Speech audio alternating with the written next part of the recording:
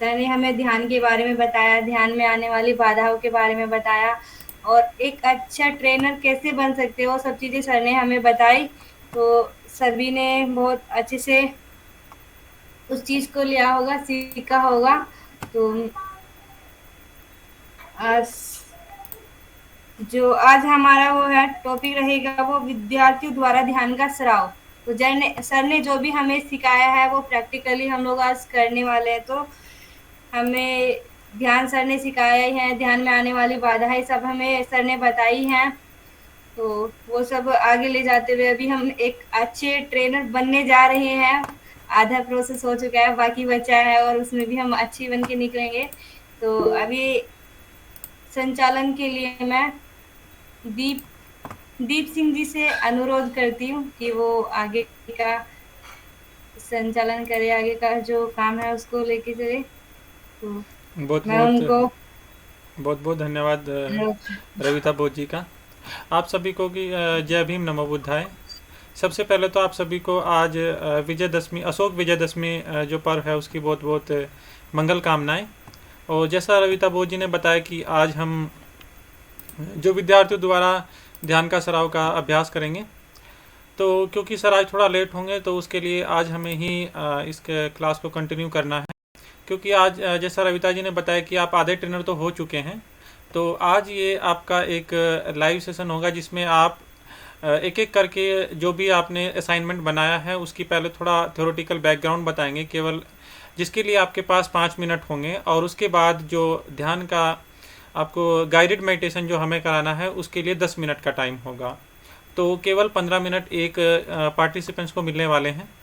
और इस प्रोग्राम के पूरे जो कार्यक्रम होगा, मैं इसकी रिकॉर्डिंग कर रहा हूँ, वो उसके बाद हम उसे यूट्यूब पर अपलोड करेंगे। तो आप अपना थोड़ा ध्यान से और आपने आसपास की चीज़ों को एक बार देख लेना, स्टार्ट करने से पहले कोई बैकग्राउंड नॉइस या फिर साउंड इस तरह की चीज़ें ना हो। तो या तो आप अपने हिसाब से कोई भी एक एक करके कंटिन्यू कर सकता है, या फिर मैं एक एक करके नाम से बुलाऊं। कौन अपना जो प्रेजेंटेशन है वो करना चाहेगा? पहले कोई भी अपना माइक टर्न ऑन कर सकता है और कंटिन्यू करे आज की क्लास। क्या क्या करना बताना? हमें जो क्या बताना है, फिर से जरा दोबारा बताइए। जो असाइनमेंट आज आपको थ्योरी में करने को दिया है, जो आपने अपलोड किया है हैंड रिटन, उसके बारे में थोड़ा बताना है 5 मिनट तक। और जो ध्यान अभ्यास का जो ऑडियो वीडियो रिकॉर्डिंग आपको असाइनमेंट में दी गई थी उसका अभ्यास कराना है सभी को। तो जो सबमिट किया है मीन्स उसका पठन करना है ना। हाँ हाँ, उसके लिए आपको 5 मिनट है आपके पास, तो 5 मिनट तक आप अपना उसके बारे में बताएंगे। और फिर 10 मिनट तक जो आपके नाम के सामने जो आपने जिस सब्जेक्ट की ऑडियो या वीडियो रिकॉर्डिंग अपलोड की है उसके बारे में आप हमें बताएंगे। ठीक है, आप एक एक नाम का बता रहे, नाम लेके बता दो। जिन्होंने अभी ऑडियो रिकॉर्ड जो है वो नहीं सेंड किए तो वो भी बोल सकते हैं ना। हाँ हाँ, वो भी बोल सकते हैं। हाँ, मैं बताऊं। हाँ मैं पूना से जयश्री छपानी मोहन बात कर रही हूँ। बोधि चित्त ए ग्रुप की मैं लीडर हूँ। और मैं सबमिशन दे रही हूँ कि हमने मीटिंग लेके क्या क्या उस पे चर्चा की है। तो हमने मीटिंग ली है 10 अक्टूबर को, और गूगल मीट पर हमने 9:30 बजे मीटिंग ली। मीटिंग में 7 सभासद थे हमारे। एक नई सदस्य पुणे से ज्वाइन हुई है, ब्रह्मचारिणी है। मीटिंग में जयश्री सुरवसे, लीना सोनवने, प्रतिभा गायकवाड़, कल्पना पाटिल, चंद्रकांत छेजवड़, मानेताई यह सदस्य थे। माइंडफुलनेस के जो भी विषय थे, सभी ने अपने अपने विषय पर चर्चा की और माइंडफुलनेस ध्यान के बारे में भी प्रैक्टिस ली। चंद्रकांत छेजवड़ जी ने आधुनिक युग में बुद्ध ध्यान का महत्व बताया और आनापानसती ध्यान का तीसरा और चौथा स्तर का ध्यान कैसे करना है यह बताया। आधुनिक युग में बुद्ध ध्यान का महत्व कैसे जरूरी है, तनाव के कारण लोगों को माइंडफुलनेस कैसी आवश्यक है, यह उन्होंने बताया। ध्यान जयश्री सुरवसे ने भी लिया। ध्यान की पूर्वरत तैयारी के लिए आवश्यक के बारे में बताया और ध्यान का आनापानसति तीसरा और चौथा स्तर का ध्यान लिया। डॉक्टर लीना सोनो ने करुणा भावना ध्यान आधारित व्यवहार परिवर्तन का विवेचन, करुणा भावना ध्यान प्रथम और दूसरा स्तर का ध्यान लिया। प्रतिभा गायकवाड़ शरीर के मूल तत्व का अध्ययन के बारे में चार धातु इंद्रिय कैसे शरीर के मूल तत्व है यह बताया। माइंडफुलनेस ऑफ बॉडी तीसरा और चौथा स्तर कायानुपसना के बॉडी के कायानुपसना से बॉडी को देखना यह समझाया, कैसे देखना यह समझाया। कल्पना पाटिल ने आनापानसति ध्यान के रोजाना जीवन में लाभ इस विषय आनापानसति माइंडफुलनेस के बारे में चर्चा की। आनापानसति के ध्यान के फायदे बताए और जैसे चपानेमोन ने मेरा विषय था आधुनिक युग में वैज्ञानिक बौद्ध धर्म की आवश्यकता। तो मैंने 4 आर्य सत्य पे विश्लेषण किया और 4 आर्य सत्य का आखिरी जो है उपाय वो आर्य अष्टांगिक उपाय है।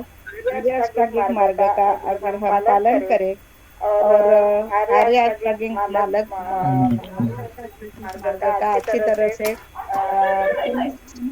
और समझाए लोगों को तो बदलाव हो सकता है लोग में और सुखी आनंदी मानव हो सकता है। यह हम लोगों ने उस दिन मीटिंग में सबको बताया और माने भाई ने उपस्थित रहकर हमें प्रोत्साहन दिया है। सभी लोगों ने मेहनत से फाइल किए ध्यान को और ऑडियो किए हैं। सभी उत्साह से यह कार्य कर रहे हैं, इसलिए सभी को धन्यवाद। जय भीम, नमो बुद्धाय।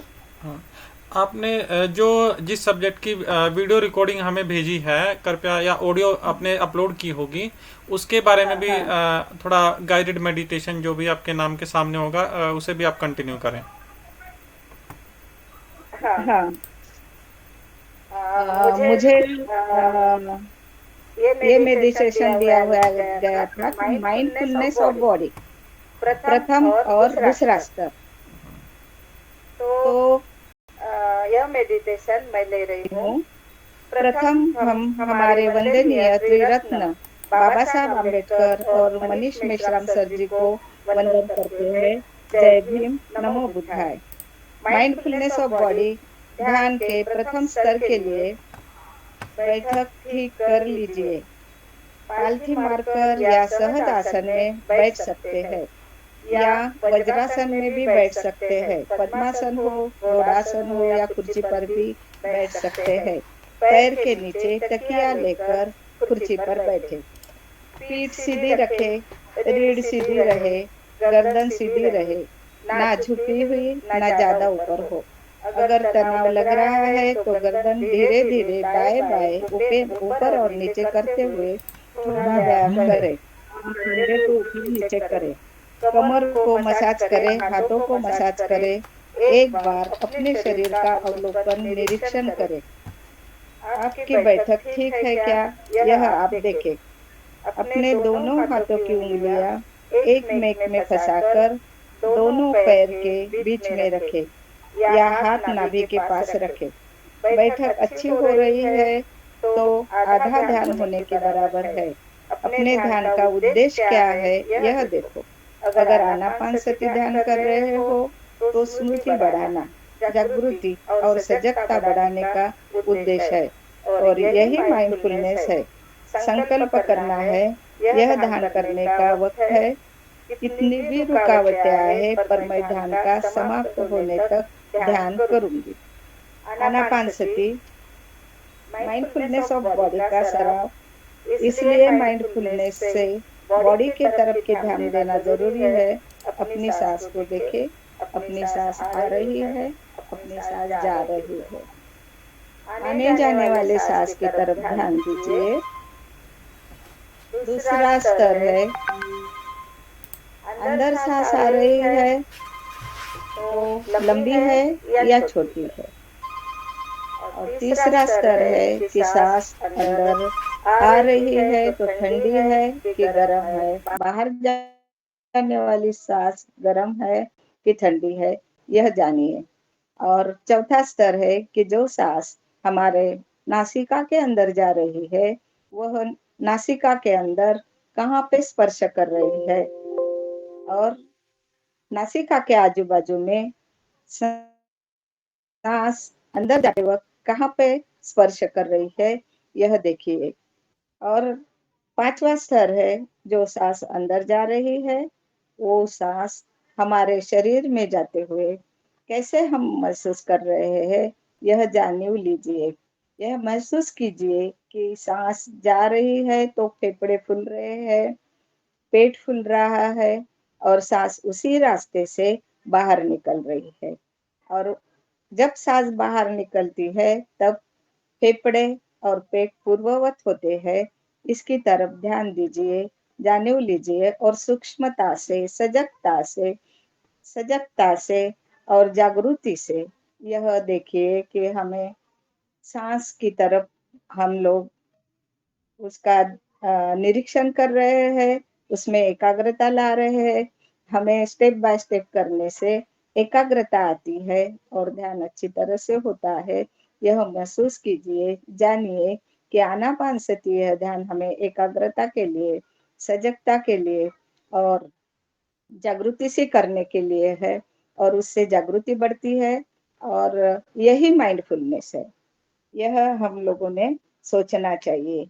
और माइंडफुलनेस ऑफ बॉडी का सराव में हम लोग यह देखना चाहिए कि हम लोग नहाते हैं तो नहाते वक्त हम ध्यान से नहा रहे हैं, क्या पानी गर्म है या ठंडा है, या साबुन लगाते हैं तो साबुन पानी के साथ पूरा निकला है या नहीं निकला है। और जब भी बाइक चलाते हैं तो बाइक चलाते वक्त हम लोगों को जो हवा स्पीड में गाड़ी रही तो हवा का स्पर्श कैसा है, और अगर ब्रेक लगाए धीरे धीरे हम चलाते हैं तो धीरे धीरे चलाते वक्त हमें हवा का स्पर्श कैसा आ रहा है, इसकी अनुभूति लेना है, अनुभव लेना है, महसूस करना है।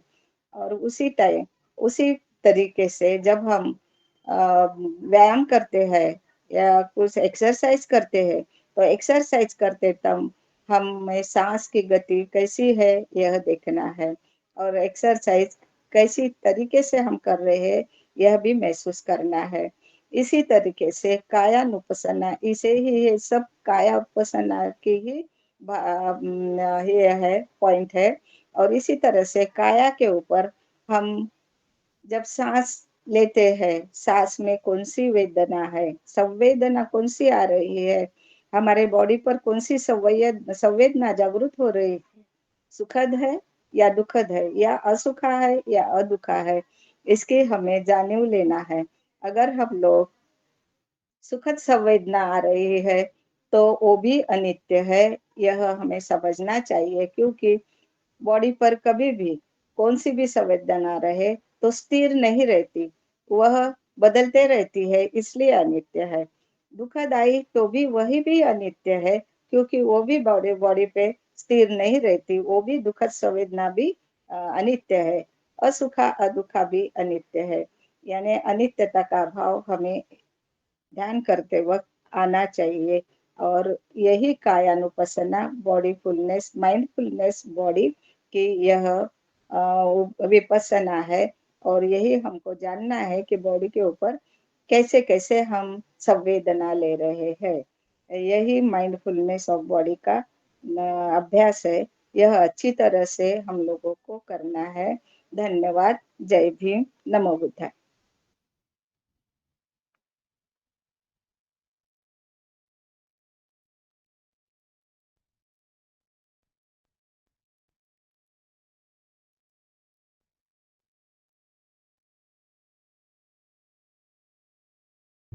अरे अतीक,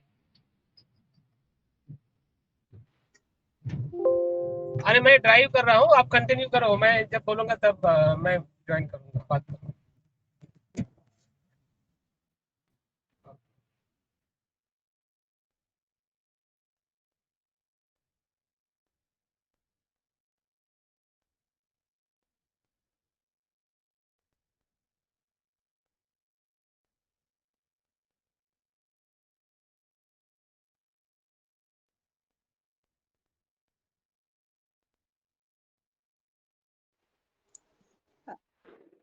चंद्रकांत सेजवर जी आए हैं तो वो अभी बताए, मेरे ही ग्रुप के हैं। शेज जी जय भीम। जी जय भीम, नमो बुद्धाय सर। मैं- जी मेरी आवाज आ रही है? जी जी सर। मैं चंद्रकांत सेजवाल मुंबई से हूँ।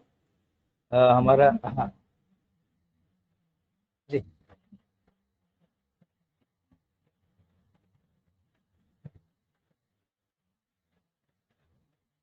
जी जी जी। ठीक है सर।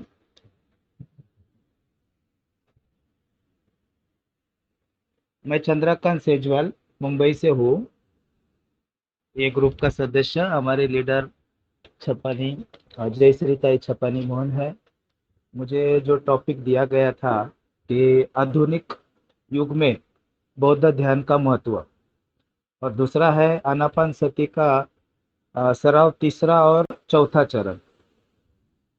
तो आधुनिक युग में बौद्ध ध्यान का महत्व समझाते हुए मैंने जो कुछ असाइनमेंट का उत्तर भेजा हुआ है लिख के, उसमें ऐसा लिख के दिया हुआ है कि आप सभी जान रहे हैं कि आजकल इस आधुनिक युग में हर कोई मनुष्य प्राणी सुख कमाने के रेस में यानी शरीयत में लगा हुआ है। इस रेस में महिला पुरुष बच्चे से लेकर बूढ़े तक हर प्राणी जुड़ा हुआ है।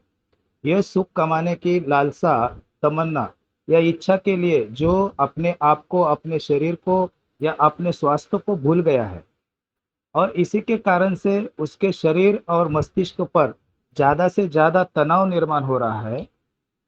तनाव यानी टेंशन या स्ट्रेस निर्माण हो रहा है, और इसकी वजह से बहुत सारे लोग अवसाद, डिप्रेशन का शिकार हो रहे हैं। मानसिक का तनावग्रस्त लोगों की किया हुआ सर्वे मालूमात भारत समेत दुनिया भर में इससे पीड़ित लोगों की संख्या बढ़ती जा रही है, जिनमें से ज़्यादातर लोग आत्महत्या भी कर लेते हैं। ये इकोनॉमिक्स टाइम्स के छपी रिपोर्ट के अनुसार भारत में लगभग 80% लोग तनावग्रस्त हैं, जिनमें से ज़्यादातर लोग विशेषज्ञ से बात करने से बचते हैं। National Institute of Mental Health and Neuro Science NIMHANS ने 2016 में देश के 12 राज्यों के एक सर्वेक्षण करवाया था। इसमें इसके बाद की चिंताजनक आंकड़े सामने आए हैं। आंकड़ों के मुताबिक आबादी का 2.7% हिस्सा डिप्रेशन जैसे कॉमन मेंटल डिसऑर्डर से ग्रस्त है, जबकि 5.2% आबादी कभी न कभी इस तरह की समस्या से ग्रसित हुई थी। विश्व विद्या स्वास्थ्य संगठन या WHO के अनुसार दुनिया भर में 10% गर्भवती महिलाएं और बच्चे पैदा करने के बाद 13% महिलाएं डिप्रेशन से गुजरी है। बच्चे के डिप्रेशन का भी शिकार हो रहे हैं। डिप्रेशन कॉमन मेंटल लोगों का सर के विश्व स्वास्थ्य संगठन या WHO ने इस साल 2019 के लिए की रोकथाम को धीम रखा था। WHO के मुताबिक हर 40 सेकंड में एक व्यक्ति आत्महत्या करता है। इसका मतलब यह हुआ कि एक साल में 8 लाख लोग आत्महत्या करते हैं। संस्था के मुताबिक 15 से 29 उम्र वर्ग के युवाओं में आत्महत्या मौत का दूसरा बड़ा कारण है। 45 करोड़ से भी अधिक लोग मानसिक विकारों से ग्रस्त हैं। WHO के अनुसार आने वाले वर्ष में अवसाद, डिप्रेशन विश्व भर में दूसरा सबसे बड़ा रोग भार का कारण होगा। तनाव स्ट्रेस क्या है? स्ट्रेस के तात्पर्य शारीरिक और भावनात्मक रूप से चिंता महसूस होना है। यह भावना ऐसी किसी भी घटना या विचार से आ सकती है जिसके किसी व्यक्ति को निराशा, गुस्सा या घबराहट महसूस हो। तनाव मुख्य रूप से किसी चुनौती या मुश्किल भरे समय के मानव शरीर की प्रतिक्रिया है।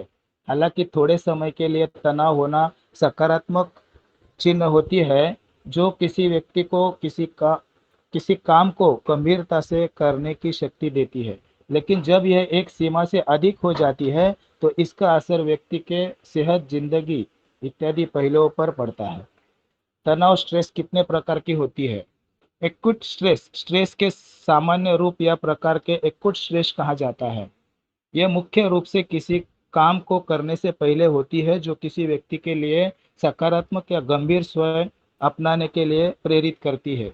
एपिस्टिक एक्यूट स्ट्रेस, इससे एक्यूट स्ट्रेस का अगला स्तर कहा जाता है। जब किसी शब्द को एक्यूट स्ट्रेस बार बार होता है तो उसे एपिस्टिक एक्यूट स्ट्रेस कहा जाता है। क्रोनिक स्ट्रेस, जब एक्यूट स्ट्रेस दूर न हो और वह लंबे समय तक रहे तो उस स्थिति को मेडिकल भाषा में क्रोनिक स्ट्रेस कहा जाता है। यह स्थिति किसी भी शख्स के लिए नुकसानदायक साबित हो सकती है क्योंकि यह उसे काफी गंभीर बीमारियों जैसी दिल का दौरा पड़ना, डिप्रेशन, कैंसर इत्यादि का शिकार बना सकता है। अवसाद क्या है? अवसाद से तात्पर्य ऐसे मानसिक रोग से है जिसमें व्यक्ति को अकेलापन, उदासी इत्यादि महसूस होता है। इसे मुख्य रूप से मनोदशा विकार से जोड़कर देखा जाता है जिसका असर व्यक्ति की सोच, याददाश्त, व्यवहार इत्यादि पर पड़ता है। इंडिया टुडे की वेबसाइट पर छपी रिपोर्ट के अनुसार भारत दुनिया की डिप्रेस्ड कंट्री है, यानी इसमें सबसे अधिक लोग अवसाद से पीड़ित है। भारत की जनसंख्या के लगभग 6.5% लोग अवसाद से पीड़ित है, जिनमें से लगभग 10.9% लोग प्रति लाख लोगों में इसकी वजह से आत्महत्या कर लेते हैं। अवसाद के लक्षण क्या है? गुस्सा होना या घबराहट महसूस होना, उदास रहना, किसी काम में दिल न लगना, ध्यान केंद्रित करने में परेशानी, कमजोरी महसूस होना। अवसाद के कारण क्या है? डिप्रेशन, शोषण होना। अवसाद का प्रमुख कारण शोषण होना है। किसी तरह की दवाई का सेवन करना अक्सर डिप्रेशन दवाई के साइड इफेक्ट का भी परिणाम होता है। झगड़ा होना, आपने सुना होगा कि घर में माहौल का अक्सर बच्चों और परिवार पर काफी गहरा पड़ता है। किसी प्रियजन की मौत होना, हम में से किसी भी शख्स के लिए अपने प्रियजनों का रोक खोना काफी दुखदायी होता है। जेनेटिक कारण होता है। अक्सर अवसाद होने का अन्य कारण जेनेटिक भी हो सकता है। स्ट्रेस, चिंता, चिंता अप्रिय भावनात्मक बेचैनी और शंका की स्थिति होती है। आमतौर पर इसे आशंका और चिंता से पहचाना जाता है। व्यक्ति पर चिंता का विनाशकारी प्रभाव हो सकता है। इस रोग में माध्यम से अधिकांश लोग अवसाद में पहुंच जाते हैं। इस रोग के लिए चेतावनी के संकेत हो सकते हैं: तीव्र भय या आशंका, बेचैनी, आसानी से जल्दी थकना, नींद में परेशानी, वजन में कमी और भूख में गड़बड़ी, थकान, मुंह सूखना, पेट में ऐंठन, सोने में परेशानी और सिर दर्द। अभी ये कारण के वजह से इसके तनाव प्रबंधन, स्ट्रेस थोडक्यात तनाव, सांगा. थोड़के साथ प्रबंध है कि तनाव, स्ट्रेस, अवसाद, मेंटेलिटी, इस सब का इलाज क्या है? इन सारी परेशानियों का इलाज है भगवान बुद्ध ने खोजी हुई ध्यान पद्धति, जिसको आज की आधुनिक भाषा में माइंडफुलनेस कहते हैं। माइंडफुलनेस क्या है? सबसे पहले इस विषय पर लिखते हुए दार्शनिक लेखक वोल्फ ने 1754 में ध्यान को विशिष्ट मानस गुण, मेंटल फैकल्टी माना। विलियम जेम्स 1842-1910 ने इसकी प्रथम सुसंबद्ध वैज्ञानिक व्याख्या इसे चेतना प्रवाह की गति का आयाम विशेष मानते हुए कही। रिको 1839-1916 ने ध्यान को पूर्वानुप्रेरित किया और भीतर से जाग जाना ध्यान है। अंग्रेजी में इसे मेडिटेशन कहते हैं, लेकिन अवेयरनेस शब्द इसके ज्यादा नजदीक है। ध्यान का मूल अर्थ है जागरूकता, अवेयरनेस, होश, साक्षी भाव और दृष्टा भाव। ध्यान, माइंडफुलनेस मेडिटेशन के फायदे। माइंडफुलनेस मेडिटेशन करने के कई शारीरिक मानसिक फायदे हैं।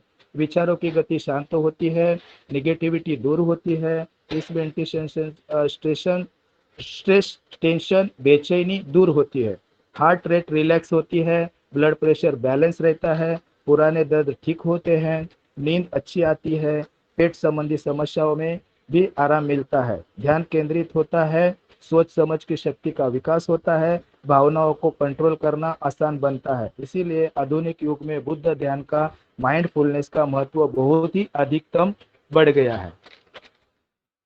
अभी मुझे जो ध्यान के स्तर दिए होते सर ने, तो आनापानसति का तीसरा और चौथा चरण, उसको मार्गदर्शन करने का जो भी सर ने हमें सिखाया है, उस हिसाब से मैं उसका प्रयास करता हूँ।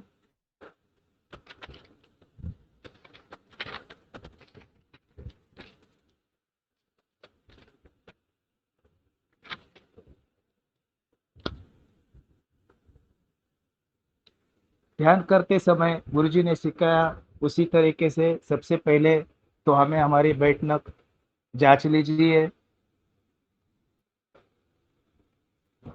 हमारे पैर, घुटने, कमर, हमारा पेट, हमारे कंधे, हमारा सर, गर्दन ठीक ठाक से है कि नहीं। हमारे दोनों हाथ अपने गोदी में रख के अगर कहीं आपको बैठने में कहीं तान तनाव, कोई संवेदना या कोई दर्द महसूस होता रहेगा तो उस जगह पे हल्की सी मालिश करके आप उस जगह का तनाव दूर कर सकते हैं।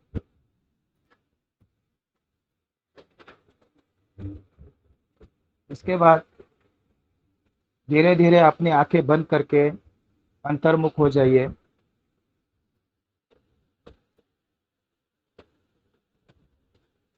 अंतर्मुख हो जाने के बाद बाहरी दुनिया से हमारे सारे संपर्क टूट जाते हैं।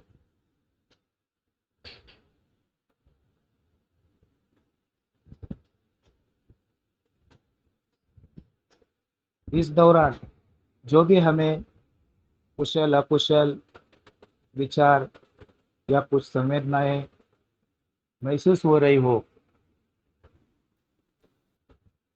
उसे आने दीजिए, जाने दीजिए, उसको स्वीकार करिए।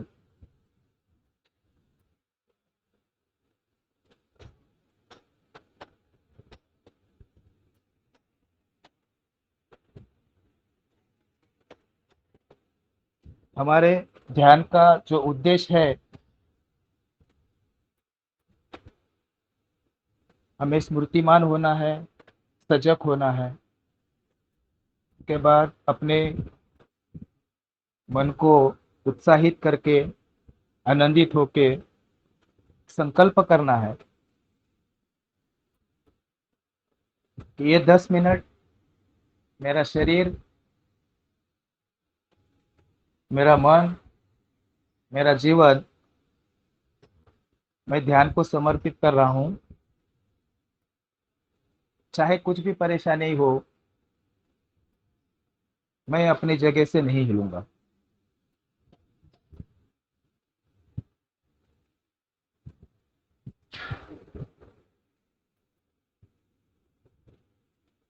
अभी अपना सारा ध्यान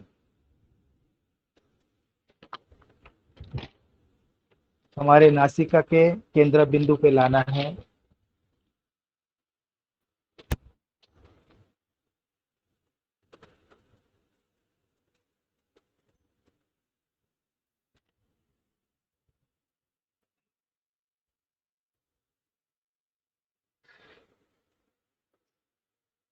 और हमारी आती जाती हुई सांस को पूरी सजगता से देखना है।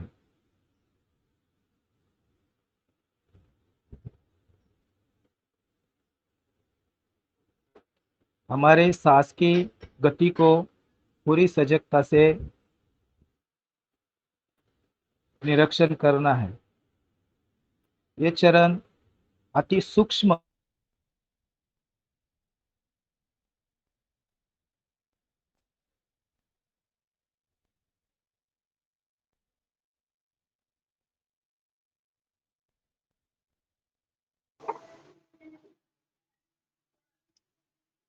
इंटरनेट कॉन्टैक्ट तुटला वाटतं। आवाज नहीं आती है सही तरह से।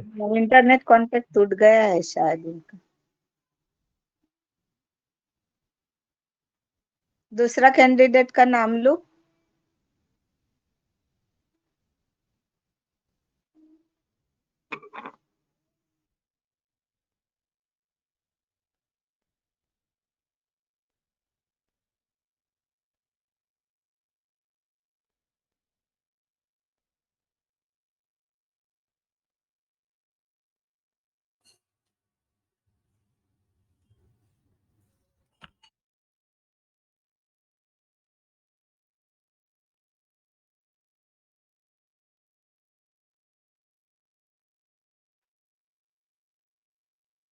हाँ,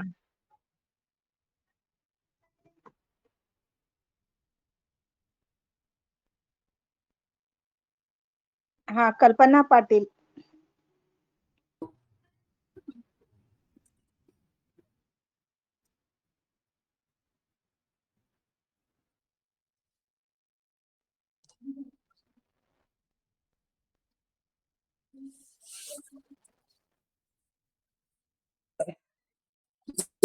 जय भीम। असाइनमेंट भेजा है लेकिन वो ईमेल नंबर से हुआ नहीं ना, इसलिए वो आया नहीं। वो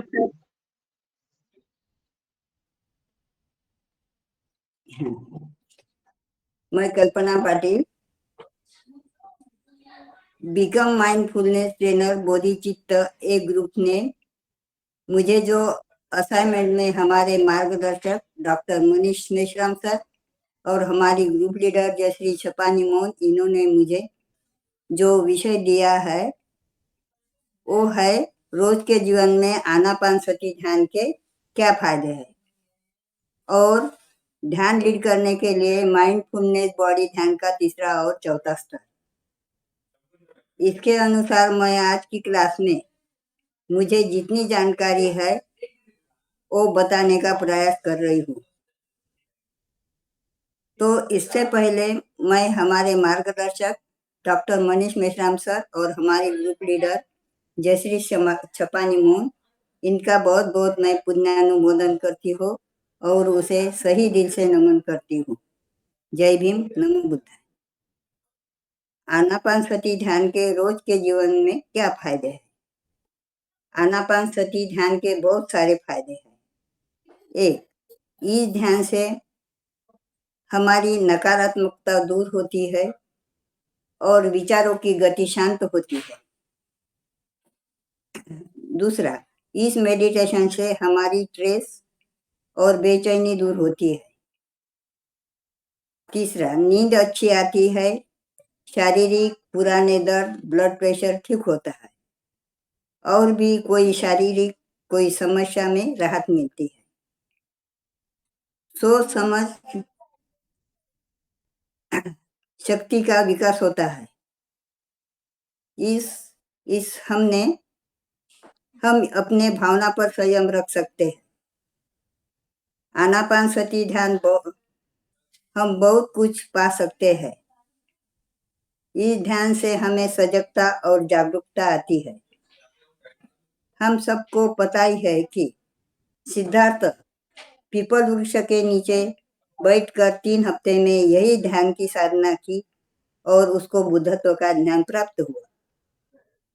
उसके पहले उन्होंने बहुत गुरुओं के पास ध्यान साधना की शिक्षा ली, लेकिन उनका समाधान नहीं हुआ।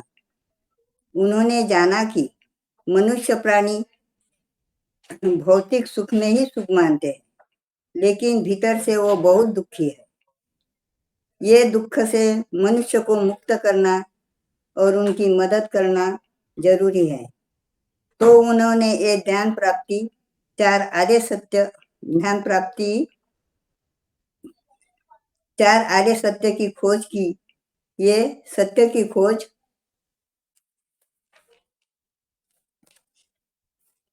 मनुष्य को भौतिक दुखों से बाहर आने का मार्ग है बताया। हमारे जीवन में अगर हम दुख मुक्त होकर सुख चाहते हैं तो ध्यान आनापानसती ध्यान बहुत जरूरी है और सुखी होने के लिए ये ध्यान हमें इसे मदद मिलती है। आनापानसती ध्यान का मतलब है आते जाते श्वास को देखना, निरंतर आने वाले श्वास और बाहर जाने वाले श्वास इसी पूरी तरह से जानना। इसे हम जागरूकता और सजगता आती है, स्मृति बढ़ती है। ये स्मृति से हमें रोज के जीवन में हम सुबह से उठने से रात सोने तक सजगता में रहते और अच्छे कार्य करते हैं। शारीरिक मानसिक तनाव से मुक्त होते हैं। हम परिवार में रहते हैं तो बहुत छोटे मोटे संघर्ष होते हैं तथा हम सामाजिक भौतिक जीवन में भी बहुत कठिनाइयां आती है, तो इसका बहुत बुरा परिणाम दिखाई देता है। कुछ लोग तो डिप्रेशन में जाके सुसाइड कर लेते हैं। तो इस समस्या का हल आनापानसती ध्यान ही है। ये ध्यान से हमारा मनोबल बढ़ता है, हम हमेशा सजग रहते, जागरूक रहते हैं। इसी तरह से बुद्ध के मार्ग पर चले तो हमारा जीवन सुखकर बना सकते हैं। ये मार्ग बुद्ध ने सिर्फ वृद्ध लोगों के ही नहीं कहा, तो छोटे बच्चों से लेकर युवा तक, स्त्री पुरुष सभी धर्म लोगों के लिए ये बुद्ध की ध्यान साधना बताई है। अभी आधुनिक युग में जो कलह शुरू है उसे शांत करने के लिए बहुत से लोग अलग अलग तरह से ध्यान साधना की शिक्षा देते हैं, लेकिन बुद्ध के शिक्षा के अलावा इतनी यशस्वी दूसरी ध्यान साधना इतनी यशस्वी नहीं है। इसलिए ये ध्यान रोजाना कम से कम 15-20 मिनट करना चाहिए।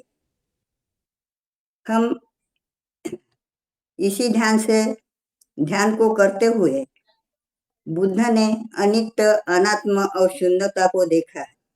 वैसे ही हम इस ध्यान सराव के करते करते अनित्य, अनात्म और शून्यता का अनुभव कर सकते हैं।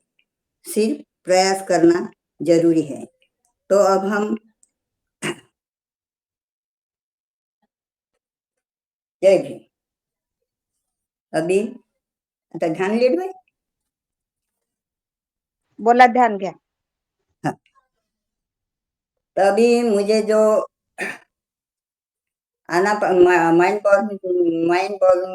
माइंडफुलनेस बॉडी का जो तीसरा और चौथा चरण दिया है, वो ध्यान में लीड करने जा रही हूँ। आज की ये ध्यान क्लास के सराव में मैं कल्पना पाटिल सभी को उपस्थित हुए बहन और भाइयों को मैत्रीपूर्ण जय भीम और नमो बुद्धाय। आज मैं माइंडफुलनेस बॉडी का तीसरा और चौथा चरण का सराव करने जा रहे हैं। ये सराव करने के लिए कोई ज्यादा चीजों की जरूरत नहीं, सिर्फ हमें एक जगह शांत बैठना और अपने बैठक को देखना है। बैठक लेते समय रीढ़ हड्डी, कमर, पीठ सीधी होनी चाहिए। कंधे, गर्दन, घुटने या कोई जकड़न सी लगती है तो थोड़ी दोनों हाथों से मसाज करके उसे तनाव मुक्त करना है। हमारी गर्दन ना ज्यादा झुकी ना ज्यादा नीचे, समांतर होनी चाहिए। हमारे पैर के अंगूठे से सिर तक हमारी स्थिति कैसी है इसका अवलोकन करना चाहिए। ये सराव करते समय हम पद्मासन, सुखासन या चेयर पर भी बैठकर करते हैं, जैसे आपको उचित लगे वैसा। बैठक यानी आधा ध्यान जैसा होता है। ये ध्यान कम से कम रोजाना 15-20 मिनट करना है। ध्यान करते समय पहले अपना उद्देश्य देखना है कि ये ध्यान मैं क्यों कर रहा हूँ। तो ये ध्यान से हमारी स्मृति बढ़ती है, सजगता बढ़ती है और हम इस ध्यान से कुशल व्यक्ति बन सकते हैं।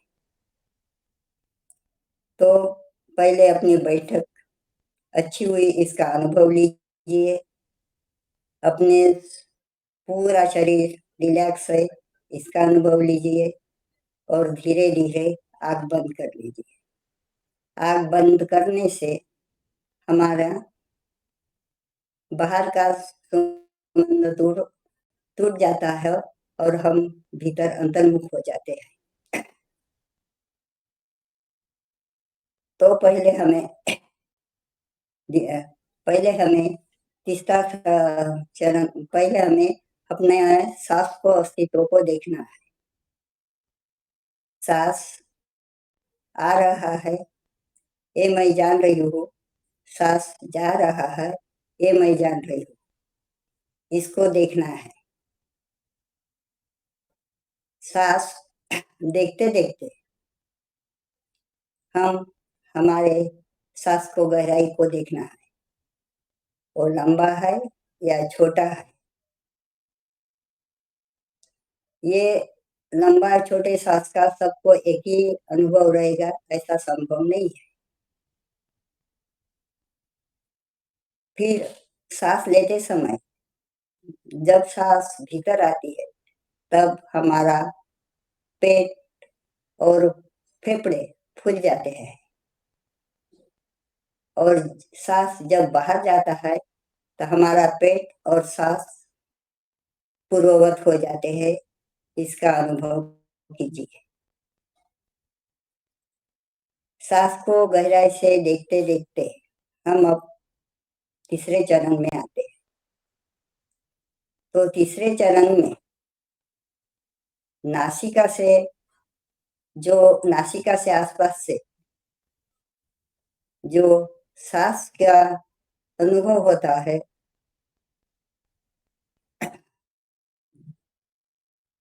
वो भीतर जाते समय थोड़ा शीतल सा और बाहर जाते समय थोड़ी सी गरगरम गुनगुनाहट का अनुभव कीजिए। फिर तीसरे स्तर को देखते देखते ये ध्यान हमें कम से कम एक चरण 5 मिनट करना है। फिर तीसरे स्तर से हम चौथे स्तर पे आते हैं। चौथे स्तर में हमें सांस की सूक्ष्मता को देखना है। नासिका से जब सांस आती है तो नासिका से थोड़े अंदर या आसपास सूक्ष्म स्पर्श होता है। तो वो स्पर्श सिर्फ नासिका में ही नहीं तो शरीर के पूरे पेशियों में स्पर्श करता है। इस पर ध्यान दीजिए, इसका अनुभव कीजिए। स्पर्श जहाँ जहाँ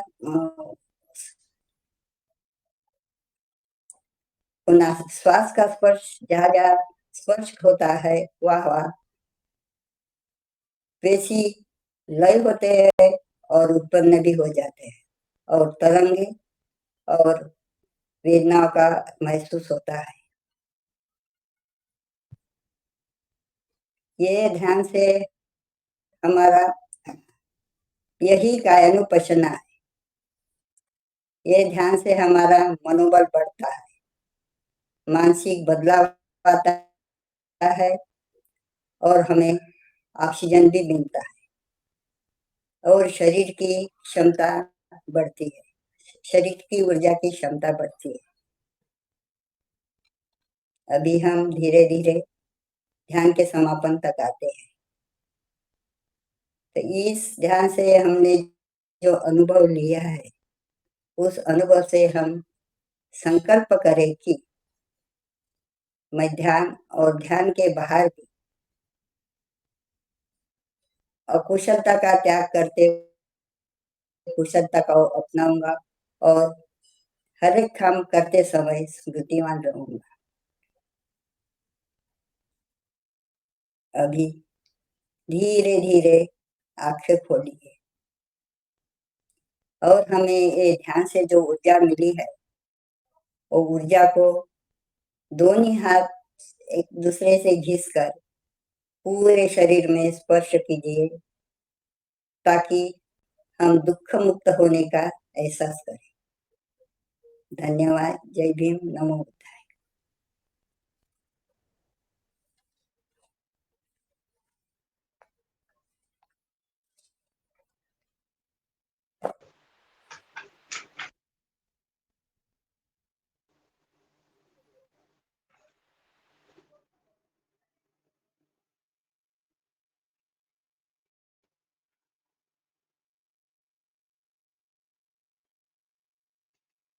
प्रतिभा गायकवाड।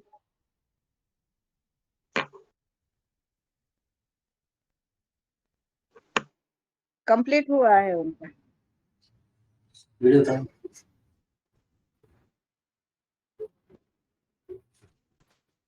हाँ, प्रतिभा गायक। जी जी, मैं हूँ प्रतिभा गायकवाड़।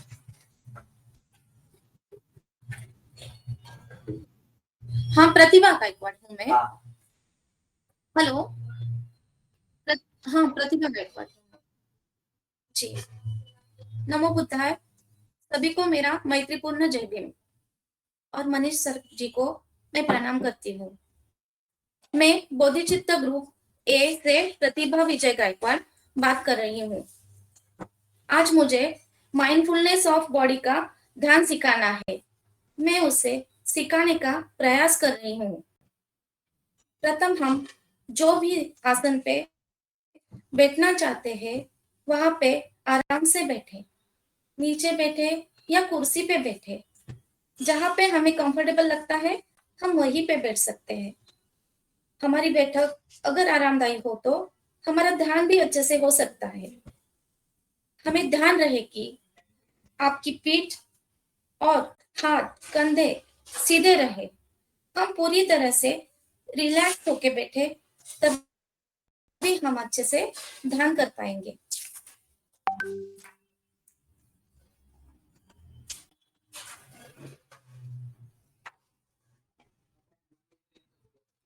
अपनी आंखों को बंद कर लीजिए। एक गहरी सांस अंदर और धीरे से बाहर जाने दीजिए। अब आपके शरीर का तनाव बिल्कुल बाहर जा रहा है, ऐसा महसूस कर लीजिए। हर अंदर आती हुई सांस और बाहर जाती हुई सांस हमें ऊर्जा दे रही है, ऐसा महसूस कर लीजिए।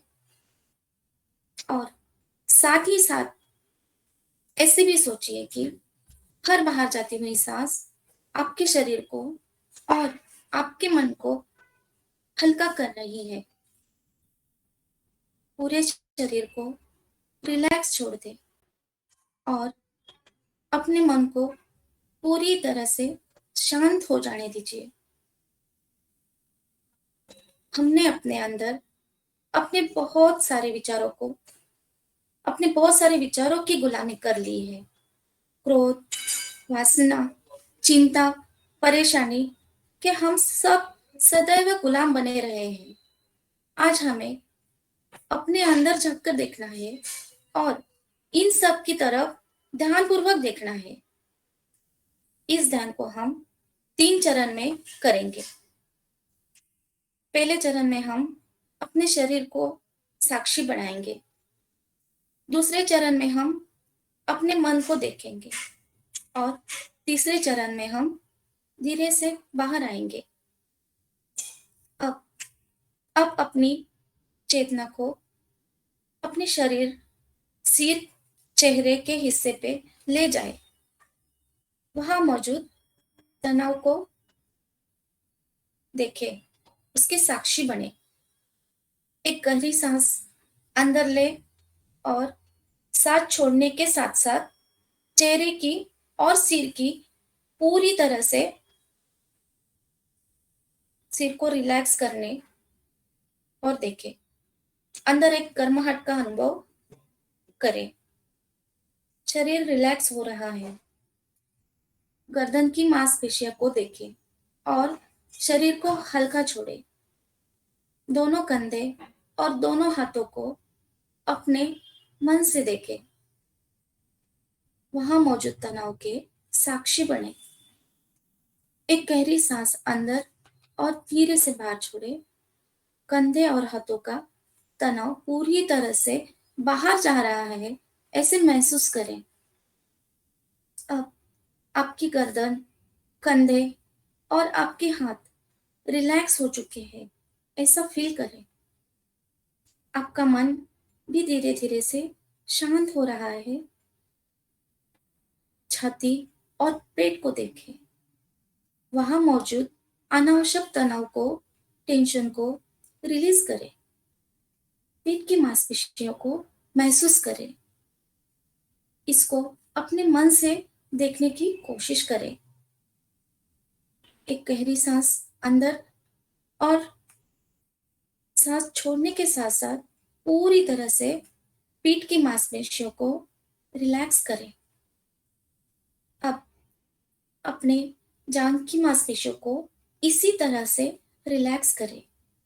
यह समय है, हमें खुद को जानना है, पंचतत्वों को जानना है। अब पैर की मांसपेशियां, पैर की उंगलियां, वहां की हड्डियां, इन सबको रिलैक्स करें और शांत रहने दें। पूरा शरीर रिलैक्स हो रहा है, ऐसा महसूस करें। अब आप अपने शरीर को ऊपर से लेकर नीचे तक देखते रहें। जहां कहीं पे भी शरीर में तनाव आए, उसे देखें, उसके साक्षी बने और उसको रिलैक्स करें। उस तनाव को बाहर जाने दें। पूरे शरीर और मन के हमें साक्षीदार बनना है। अब आप आपकी चेतना को शरीर के साथ साथ अपनी सांसों पे ले आए, वहां पे केंद्रित करें। महसूस करिए कि अंदर से आने वाली सांस ठंडी है और बाहर से जाने वाली सांस गर्म है। सांस को देखने की कोशिश करिए। क्या आपकी सांस की गति धीमी है या तेज है? क्या सांस के साथ साथ छाती में कोई हलचल हो रही है? क्या आप यह महसूस कर सकते हैं क्या कि हर अंदर आने वाली सांस से आपका पेट फूल रहा है और हर बाहर जाने वाली सांस के साथ आपका पेट अंदर जा रहा है? जो कुछ हो रहा है उसे एक साक्षी भाव से देखते रहे। अपनी चेतना को वापस अपने शरीर की तरफ ले आए। अगर कोई हिस्सा या कोई अंग में तनाव उत्पन्न होता है तो उसे देखे और उसके साक्षीदार बने। इसके साथ साथ आप अपनी सांसों को एकाग्र करें और देखते रहे, अंदर आती हुई सांस और बाहर जाती हुई सांस को ध्यानपूर्वक देखें। इसी तरह से पूरे शरीर को एक साक्षी भाव से देखना है और उसके साथ साथ अपनी सांसों को देखते जाना है। अगर हमें बाहर से कोई आवाजें आ रही है तो उसे स्वीकार करना है, उसे एक साक्षी भाव से देखना है और मन में उसे स्वीकार भी करना है। किसी से कोई लड़ाई शिकायत नहीं करनी है, ऐसा बनना है हमें। और अब आप अपने शरीर को देख रहे हैं, उसमें होने वाली जो भी संवेदनाएं है, सुखद है, दुखद है, असुखद है या अदुखद है, उसे भी साक्षी भाव से देखना है। और उसके साथ साथ अब आप अपने सांसों को देख रहे हैं, सांसों की गति को महसूस कर रहे हैं, तो अब आपका मन धीरे धीरे से शांत हो रहा है। अब आप बाहर से आने वाली, दूर दूर से आने वाली आवाजों को एक साक्षी भाव से सुनने लगे हैं। अब आप अपने मन की हलचल को महसूस कर रहे हैं। शरीर, सांस और आवाजों के अलावा अब आप अपने माइंड को या मन को देखने शुरू कर रहे हैं। आपके मन में क्या क्या विचार आ रहे हैं, ध्यान रहे। जिस तरह से आप अपने सांसों के साक्षीदार बने हैं, जिस तरह से आप आपके शरीर के साक्षीदार बने हैं, इसी तरह से हमें अपने विचारों को भी, अपने विचार के भी साक्षीदार बनने हैं। साथ देखते जाना है, यह स्मरण रहना है कि जो विचार है वो सिर्फ विचार ही तो है, वह आप नहीं है, वह आपसे अलग है। जो भी विचार आपके मन में है उसे देखते जाए। अच्छे है, बुरे है, कल मुझे कोई काम करना है, किसी से बदला लेना है, हमारी गलतियां, ऐसे अनेक विचार आपके मन में रहेंगे। ऐसे जो विचार आ रहे हैं उसे साक्षी भाव से देखते जाना है।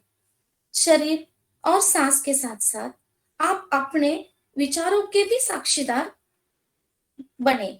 जिस तरह से जल किसी भी तरह का हमें प्रतिबिंब दिखाता है, उसी तरह से हमें हमारे मन को एक आईने की तरह बनाना है। जो भी भीतर है जो भी विचार मन में आ रहे हैं उसे आने दो, उसे किसी ही तरह की लड़ाई मत करो। वो आएंगे और जाएंगे, आपको बस उसे देखना है, उसका साक्षीदार बनना है। मैं अपने शरीर को देख सकती हूँ, मैं अपने शरीर को महसूस कर सकती हूँ, और मैं अपने विचारों की भी साक्षीदार हूँ। और अब ये समय है हमें वापस आने का। आसपास की आवाजें को सुने, शरीर को महसूस करो। ये महसूस करिए कि अपना वजन आप जिस आसन पर बैठे हैं उस पर है, हम वहां पे बैठे हुए हैं, ये फील करिए। और अब धीरे धीरे से दोनों हाथों को अपने आंखों पर रखें और आंखें धीरे धीरे से खोलें। महसूस करिए कि अब कितने शांत हो रहे हैं। महसूस करिए कि अब आप कितने रिलैक्स फील कर रहे हो। बुद्ध से पूछा गया था कि ध्यान से आपको क्या मिला, तब बुद्ध ने कहा था कि कुछ भी तो नहीं, लेकिन मैंने क्रोध, चिंता, डर, डिप्रेशन को हमेशा के लिए खो दिया है। बस ऐसे ही हमें बने रहना है और हमारे मन में ऐसा ही निश्चय करना है कि हम पूरे साक्षी भाव से और पूरे माइंडफुलनेस से हमारे बॉडी को देख के हमारे बॉडी में जो पंच तत्व है उसे जाने। मुझे जो टॉपिक दिया था वो है शरीर के मूल तत्व का अध्ययन। सृष्टि की रचना में जिन तत्वों का प्रयोग हुआ है उसे हम पंच महाभूत कहते हैं या पंच तत्व कहते हैं। इन्हीं पंच तत्व से पूरी सृष्टि बनी है। हम, आप, सभी जीव जंतु, पेड़ पौधे, सभी वनस्पतियां इत्यादि। क्या है ये पंच तत्व, ये हमें पहले जानना पड़ेगा। पहला पंच तत्व जो है वो है आकाश तत्व, दूसरा वायु तत्व, तीसरा अग्नि तत्व, चौथा जो है वो जल तत्व है, और पांचवा जो है वो है पृथ्वी तत्व। ये 5 तत्वों से मिलकर हमारा शरीर बना हुआ है और इन्हीं 5 तत्वों से हमारी 5 ज्ञान इंद्रियों का निर्माण हुआ है। हमारे 5 ज्ञान इंद्रिय जो है वो है आंख, कान, नाक, जीभ और त्वचा। हमारा शरीर जिन पंच महाभूतों से मिलकर बना है, पहले हमें उसे जानना पड़ेगा कि क्या है यह महापंचभूत या पंच तत्व। इसे हमें पहले समझना पड़ेगा। पहला जो है आकाश तत्व।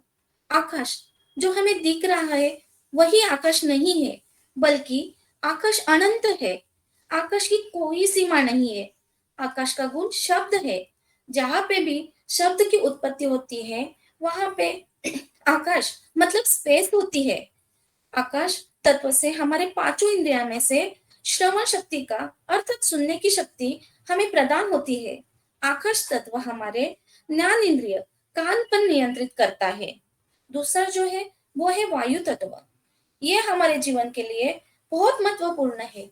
वायु में हम जीवित रखने वाला ऑक्सीजन मौजूद है, और ऑक्सीजन जीवन और अग्नि दोनों के लिए बहुत ही जरूरी है।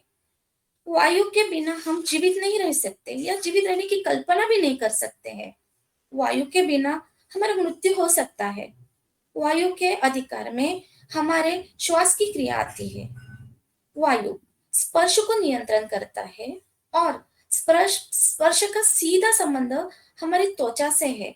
इसलिए पंच महाभूत में वायु हमारी त्वचा पर नियंत्रण रखता है। वायु आकाश के अधीन है। अगर आकाश न हो तो वायु भी नहीं होगी। रिक्त स्थान न हो तो, खाली स्थान न हो तो वायु नहीं होगी। वायु की वजह से ही हम सुन सकते हैं और स्पर्श कर सकते हैं। तीसरा जो तत्व है वो है अग्नि तत्व। अग्नि या ऊर्जा, यह हमें जीवन प्रदान करती है। जीने योग्य ऊर्जा हमें अग्नि प्रदान करता है। अग्नि वायु के अधीन है। अगर वायु न हो तो अग्नि का कोई भी अस्तित्व नहीं होगा। इसलिए अग्नि वायु के साथ साथ आकाश के भी हम अधीन हो जाते। अग्नि वायु के साथ साथ आकाश के भी अधीन हो जाता है। अग्नि वायु और आकाश पर निर्भर रहता है। अग्नि से प्रकाश उत्पन्न होता है और प्रकाश से हमें अपने आंखों से दिखाई देता है। इसलिए अग्नि तत्व के अधिकार में हमारी आंखें आती है। चौथा जो तत्व है वो है जल तत्व। जल तत्व हमारे रस को नियंत्रण करता है। इसका अधिकार हमारे संपूर्ण रक्त पे है। जल अग्नि के अधीन है, इसलिए जल अग्नि, वायु और आकाश पर निर्भर करता है। जल तत्व हमारे रस पे नियंत्रण करता है और रस हमें हमारे स्वाद से पता चलता है। स्वाद या रस का सीधा संबंध हमारी जीवा यानी जीभ से है, इसलिए जल तत्व जीभ को नियंत्रण करता है। पांचवा तत्व जो है वो है पृथ्वी तत्व। इस तत्व के अधीन हमारे शरीर की सभी मांसपेशियां और हड्डियां आती है और पृथ्वी तत्व हमारे चारों तत्वों पर निर्बल है, सूंघने की शक्ति से है। इसलिए पृथ्वी तत्व हमारे नाक को नियंत्रण करता है। अगर इन पंचो तत्वों में से किसी भी एक अगर इन पंचो तत्वों में से किसी एक में भी कभी कमी हो जाए तो हमारे ज्ञान इंद्रियों में भी कमी आ जाती है और उसकी वजह से हमारा शरीर असंतुलित हो जाता है। पंच महाभूतों का सीधा संबंध हमारे त्रिदोषों से भी है। त्रिदोष मतलब शरीर के तीन दोष। कौन से है वो तीन दोष? एक है वात, दूसरा कफ और तीसरा है पित्त। यह हमारे शरीर के त्रिदोष है। वात मतलब वायु का प्रकोप, कफ मतलब बलगम का प्रकोप और पित्त मतलब जो हमारे भोजन को पचाने के लिए जिस रस का प्रयोग होता है उसे हम पित्त कहते हैं। अगर हम अपने शरीर के इन तीन ही दोषों को नियंत्रण में रखें तो हमारे पंच महाभूत भी नियंत्रण में रहेंगे और हम अच्छा और स्वस्थ जीवन जी सकते हैं। सृष्टि के हर घटक में अगर पंच महाभूत ही होते हैं तो सृष्टि में इतनी विविधता कैसे है, इतनी सुंदरता कैसे? इस विविधता और सुंदरता का कारण है प्रधानता, यानी जो भी घटक सृष्टि में होते हैं, जो भी अस्तित्व में है, इसमें पंच महाभूतों का विभिन्न अंश होता है। किसी में आकाश महाभूत की अधिकता होती है तो उसमें सबसे ज्यादा रिक्तता, खालीपन, स्पेस होगी। अगर किसी में वायु तत्व की अधिकता होती है तो वह अधिक कार्य करने के लिए प्रवृत्त होता है। अगर किसी में जल तत्व की अधीनता है तो उसमें जलभूत घटक अधिक होते हैं, जैसे कि खून, यूरिन, प्लाज्मा इत्यादि जलभूत घटक प्रभावित होते हैं। अग्नि तत्व जहाँ पे ज्यादा होता है वहां पे परिवर्तन होता है, वहां पे तेज होता है। अग्नि तत्व परिवर्तन से प्रभावित होता है। पृथ्वी तत्व स्थिरता दर्शाता है। जिस भी घटक में पृथ्वी तत्व की अधिकता होती है उसमें स्थिरता अधिक दिखाई देती है। पंचतत्व का महत्व हमारे शरीर पर सीधा पड़ता है। अगर हम ध्यान देंगे तो हमारे पंचतत्व हमारे शरीर में ही मौजूद है। जैसे कि हमारे शरीर में जितने भी खाली रिक्त स्थान है वो हमारा आकाश तत्व है। शरीर में हवा के रूप में वायु तत्व मौजूद है और पाचन क्रिया के रूप में जठर अग्नि जो कि अग्नि तत्व है। रक्त के रूप में जल तत्व है और हड्डियों के रूप में पृथ्वी तत्व मौजूद है। हमारे मन में जो विचार होते हैं वो भी पंच तत्वों से ही प्रभावित होते हैं। हमें बहुत बार कहा जाता है कि हमारी संगत और हमारा जो भी भोजन है वो हमारे विचारों को प्रभावित करता है और वैसे ही हमारे विचार और हमारा स्वास्थ्य होता है। इसका कारण है पंच महाभूत, यानी जो भी संगत होगी उसके ही विचारों से हमारे विचार प्रभावित होते हैं और उसकी ही वजह से पंच तत्व संगठित प्रभावित होता है और हमारा जो अन्न होता है उसकी वजह से हमारे शरीर में जो पंच तत्व का संगठन है वो प्रभावित होता है और उसके प्रभाव से ही मन में प्रभाव पड़ता है। इस तरह पंच तत्वों का अनन्य साधारण महत्व हमारे जीवन में है। हम अपने पंच तत्वों को संतुलन में रख के एक अच्छा और स्वस्थ जीवन लंबे समय तक जी सकते हैं। मैंने पूरी कोशिश की है कि मैं इस पे आपसे बात करूं। धन्यवाद। जय भीम।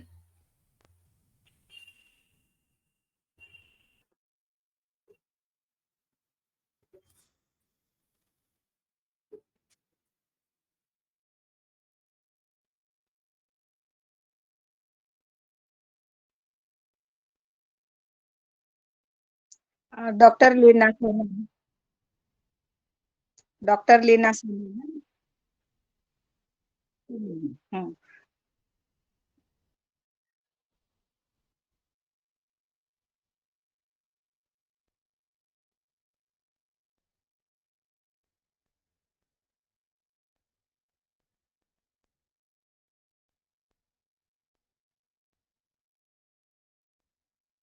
हाँ हाँ।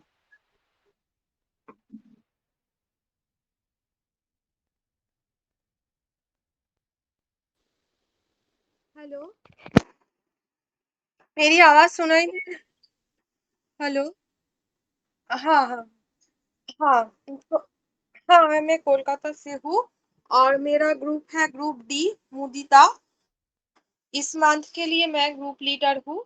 तो पहले मैं मेरे थोड़ा ग्रुप के मीटिंग और मेरा टॉपिक के बारे में डिस्कस करके उसके बाद मैं मेडिटेशन प्रैक्टिस में आता हूँ।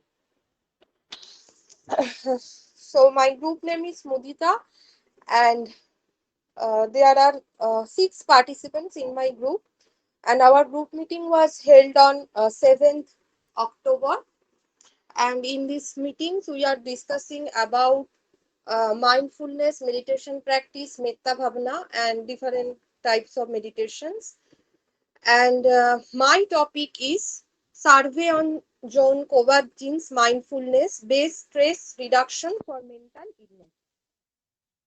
This is my topic, and my meditation practice name is mindfulness. So before I started my meditation practice, first I read on my topic, and then I come in my meditation practice session. So in this topic, the mindfulness based stress reduction program has been popularized in the West by John Kabat-Zinn, who is a scientist, author, and a meditation teacher. John Kabat-Zinn actually developed the program of MBSR and has spread from its initial home in a hospital basement in Worcester, Massachusetts in the year of 1970. Objectives: mindfulness-based stress reduction or MBSR is designed to teach people with their medical problems like stress, pain, illness. Besides that, it is also helps to develop our emotional health and how to make us more happier.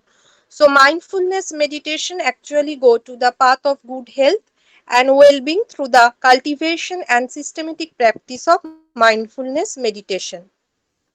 MBSR or mindfulness based stress reduction is designed to teach people with their medical problems and more generally with stress, pain, and illness and how to better care of themselves and move toward greater level of health and well-being through the cultivation and systematic practice of mindfulness meditation.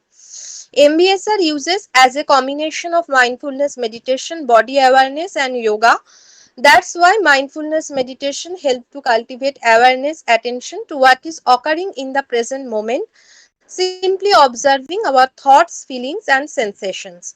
Therapeutic practice: mindfulness was first introduced as a therapeutic practice by John Kabat-Zinn with mindfulness stress reduction.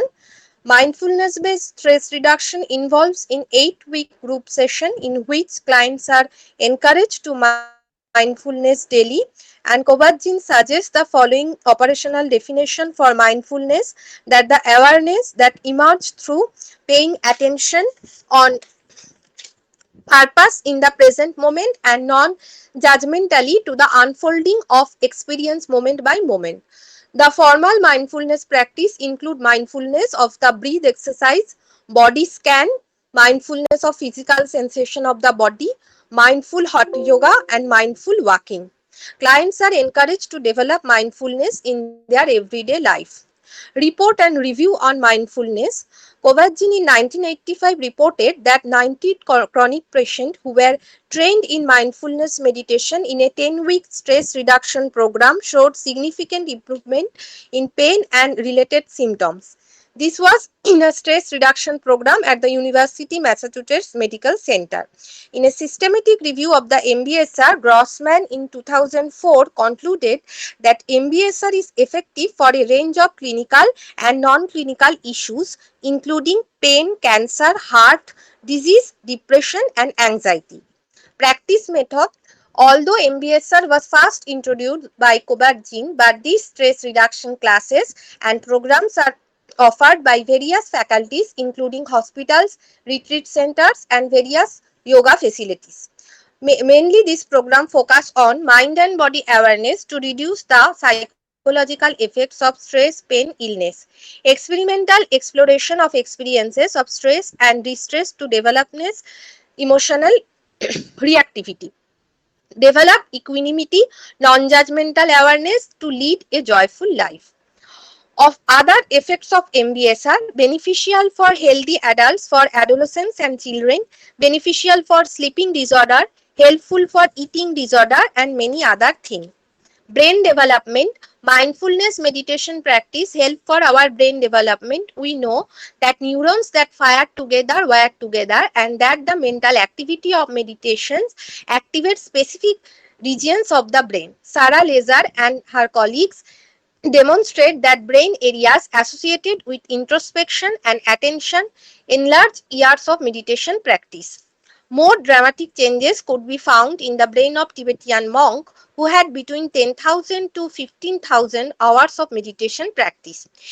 And I prepare one chart, and this chart actually the two column before meditation and after meditation.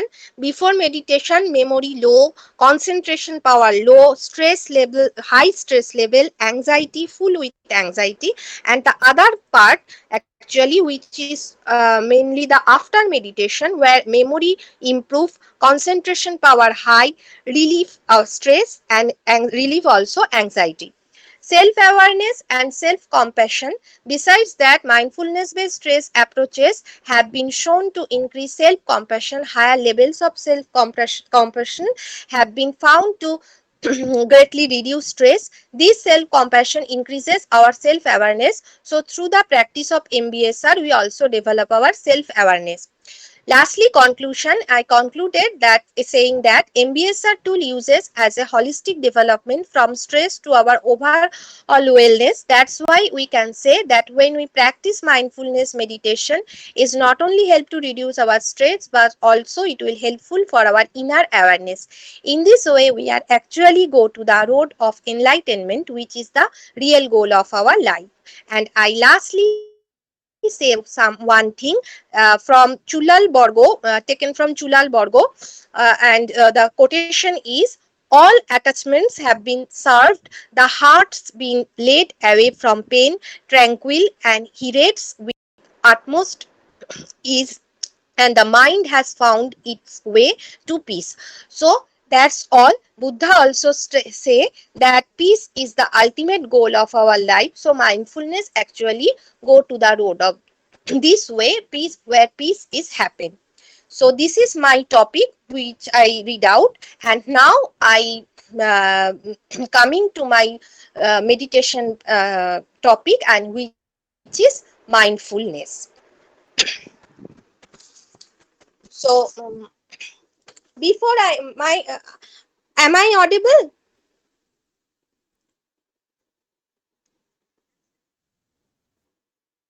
Okay, okay. Oh, oh, okay, okay. Before I start my meditation, uh, take a little bit exercise, like I move my hand, shoulder, neck up and down, and take a good position which is comfortable for me and others also, and close my eye and start my meditation.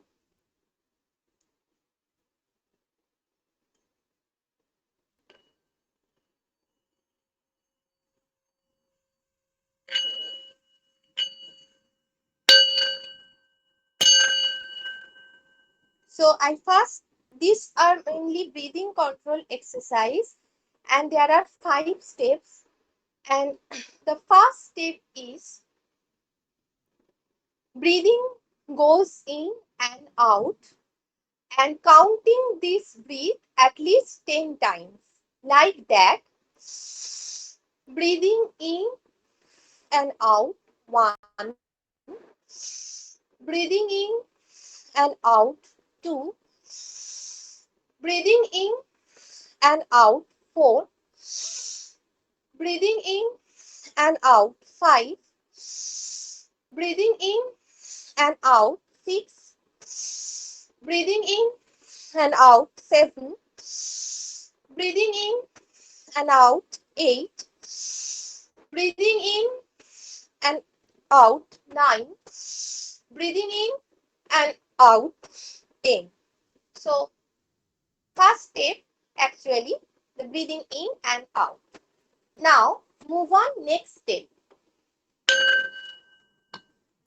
In this step, actually, I counting the inhale and exhale method of breathing. And through this step, actually, breathing goes through my nose and it comes my belly. And in this step, actually, the counting process is breathing goes in 1, 1, 1. Breathing goes out 1, 1, 1. Breathing goes in 2, 2, 2. Breathing goes out 2, 2, 2. Breathing goes in 3, 3, 3. Breathing goes out 4, 4, 4. Breathing goes in 5, 5, 5. Breathing goes out 5, 5, 5. Breathing goes in 6, 6, 6. Breathing goes out 6, 6, 6. Breathing goes in 7, 7, 7.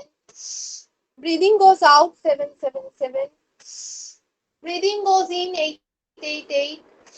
Breathing goes out 8, 8, 8. Breathing goes in 9, 9, 9. Breathing goes out 9, 9, 9. Breathing goes in 10, 10, 10. Breathing goes out 10, 10, 10. Now coming the third step. In this step, actually, breathing comes through nose, and it spread all over my body. And my body, throughout the breathing, actually, my muscles are also be moved. And in this step, I actually calculate that how breeze actually spread my body. And it is like my body is like a scanner, because when we use scanner can scan everything. So now my body, throughout the breath, my body is like a scanner. I can do my body scan, and I can also realize that how this breath actually goes throughout my body, from my head to my toe. And in this step, actually, the sensation also coming in this state. Feelings, actually it is feelings, and through feelings, I also realize my sensation. So this is mainly the third step. Now I coming the fourth step.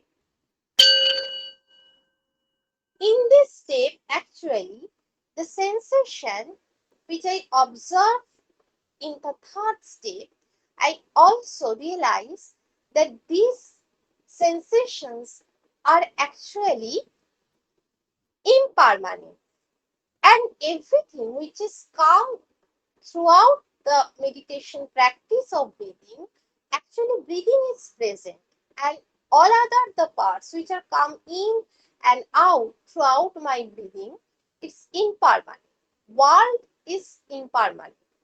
Worldly things are impermanent. only I think, or only, and Buddha also said that when we do meditation, and these types of meditation, which is actually also known as anapanasati, uh, throughout the breathing control in and out, and we are also mindful about my body, my breathing technique control, and I also feel that the sensation actually is impermanent. And Buddha also looking is inward, and he said that everything in the worldly things are more important, because my inward is more important, and I feel happy and I feel relaxed through this meditation.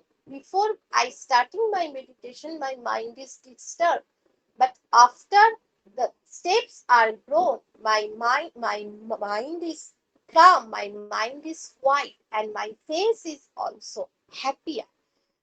The main aim of the meditation is to become awareness and sati, which is also known as sati.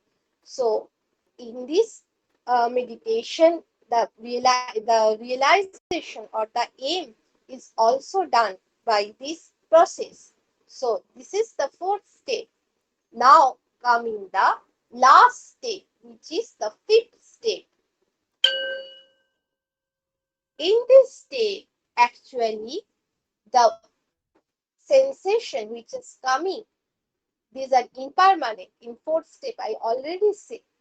But this sensation, if I try to hold this sensation, I cannot hold it, because these are impermanent. And that's why I can grow my non-attachment, which is also known as in Hindi or in Sanskrit, anasakti.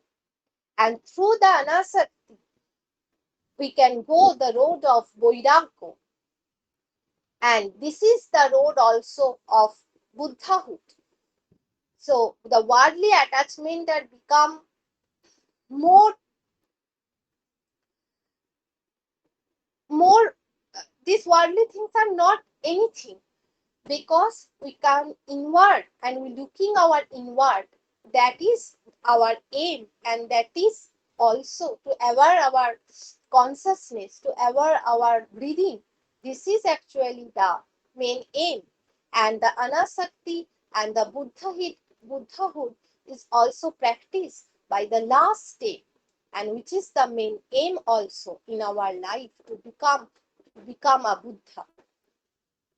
And now the meditation technique, all the meditation steps I can discuss, I can practice, I can say this. And now my meditation practice is over. So lastly, I can say that I slowly, I gently open my eyes and realize the feelings which I gain through the meditation practice, and I take a sankalpa, or take a oath, that whatever I gain through this meditation practice, I stored in my memory, and do more better practice and go more better result for this meditation, which is mindfulness. Thank you. That's all.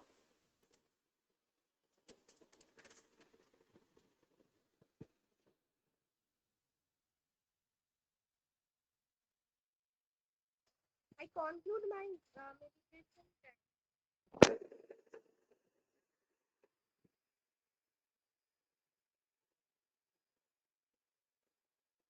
आवाज Hello. नहीं है आवाज Yes, I am completed my meditation.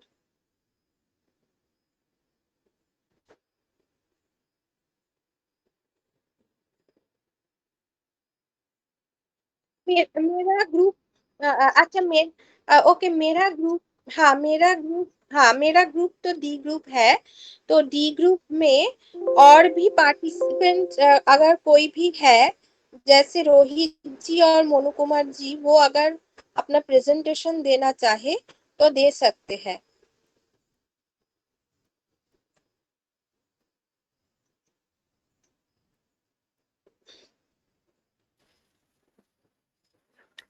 आप कर रहे हैं, अच्छा, good.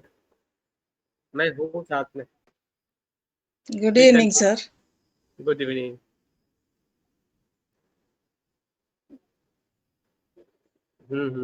आ गए हो, आपको ड्राइव करने के लिए आ गए हो।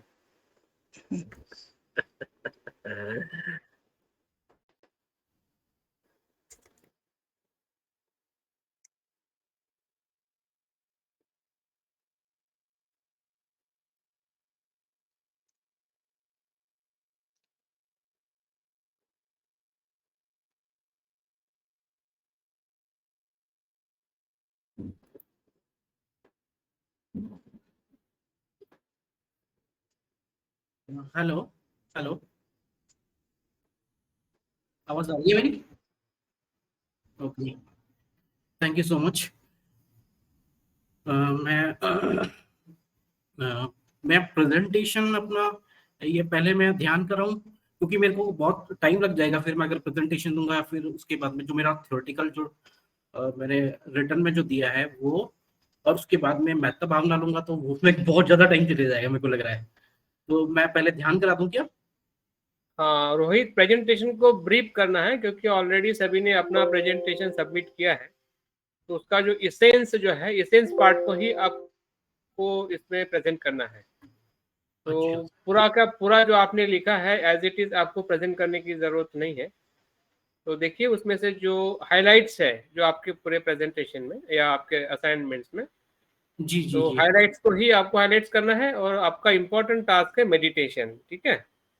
तो आप ओके पहले मेडिटेशन करा सकते हैं या फिर आपके असाइनमेंट का हाइलाइट्स बता सकते हैं, depend on you. Okay sir. ठीक है। ठीक है सर। हाँ ओके, मैं पहले फिर मैं मेडिटेशन शुरू करता हूँ सर पहले। ठीक है, नो प्रॉब्लम। तो सर मैं सर पूरा थियोरेटिकल पूरा फ्रॉम द बिगनिंग बताऊं क्या? क्योंकि मैं हाँ काफी हाँ, मेरे को, ठीक है सर। हाइलाइट्स हाइलाइट्स चाहिए। मेडिटेशन में क्योंकि, ओके सर फाइन। तो सभी को जय भीम नमो बुद्धाय।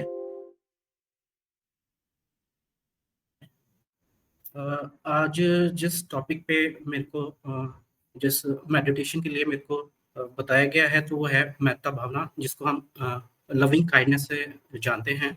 ये अगर इस ध्यान के बारे में हमें अगर कोई पूछता है तो हम नॉर्मली उसके लिए हम ये बताते हैं कि इसको एक डेफिनेशन के रूप में जो बताएंगे तो उसको ये बताते हैं कि the goal of this loving kindness meditation is to train your mind in kindness and compassion with deep feelings।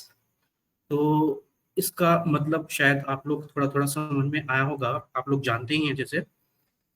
तो बेसिकली हम मेत्ता भावना को अगर डीपली समझना चाहें तो हमें सबसे पहले ये समझना होगा कि मित्रता और जो मेत्ता है उसमें क्या डिफरेंस है।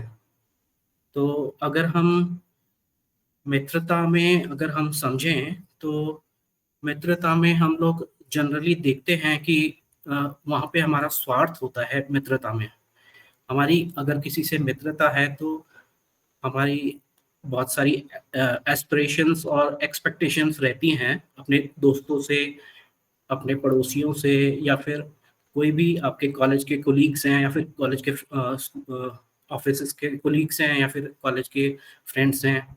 तो वहाँ पे हम लोग जनरली नॉर्मली देखेंगे तो हमें एक्सपेक्टेशंस आ जाती हैं जहाँ पे हमें हम लोग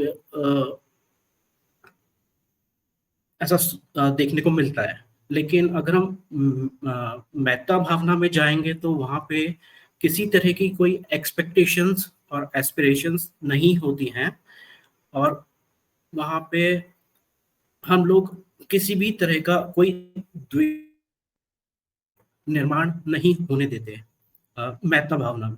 जबकि इसके विपरीत मित्रता में ऐसा होता है कि अगर हम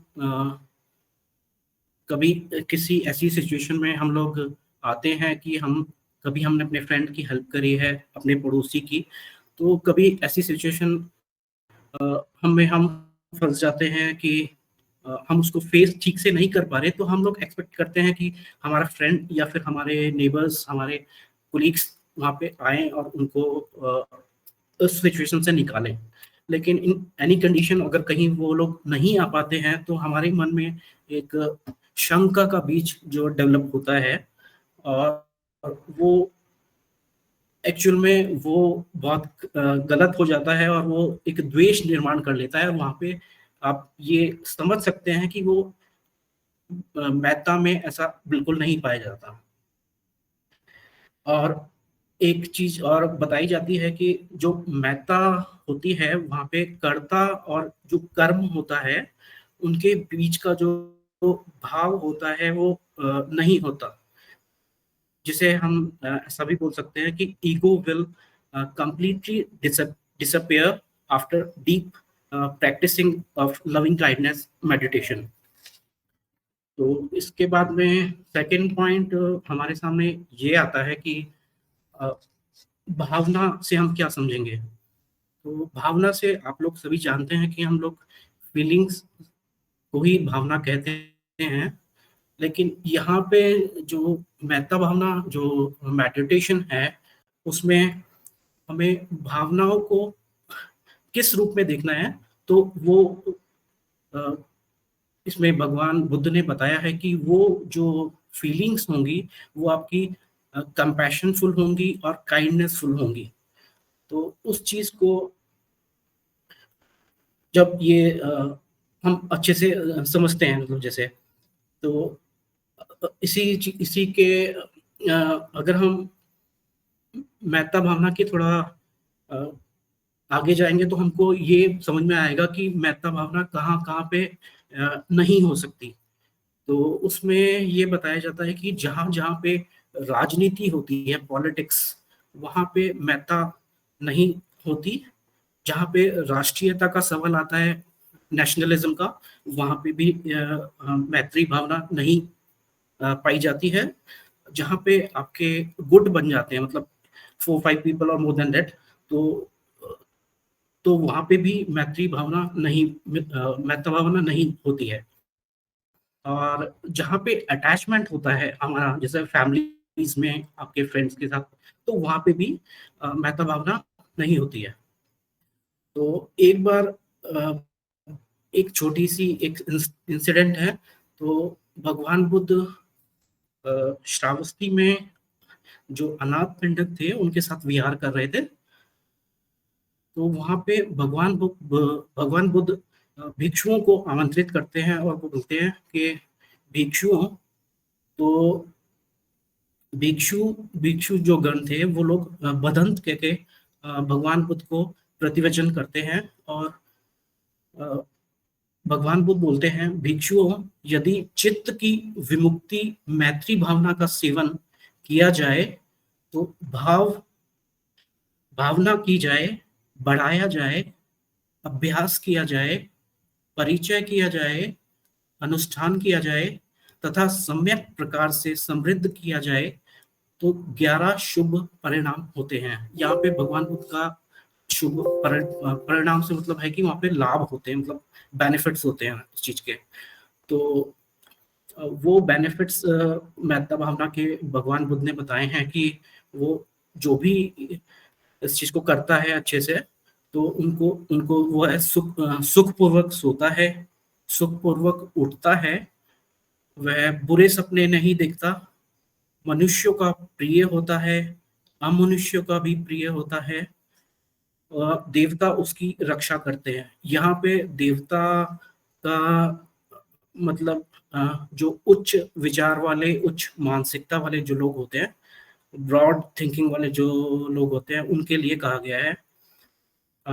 मानसिक एकाग्रता बनी रहती है उन लोगों की, असामूहिक रूप से भी वो कार्य करते हैं, उनकी जो मृत्यु होती है वो दुखकारी नहीं होती है, आग और विष उनकी कोई हानि नहीं पहुंचा सकते, और उनके चेहरे पे तेज रहता है।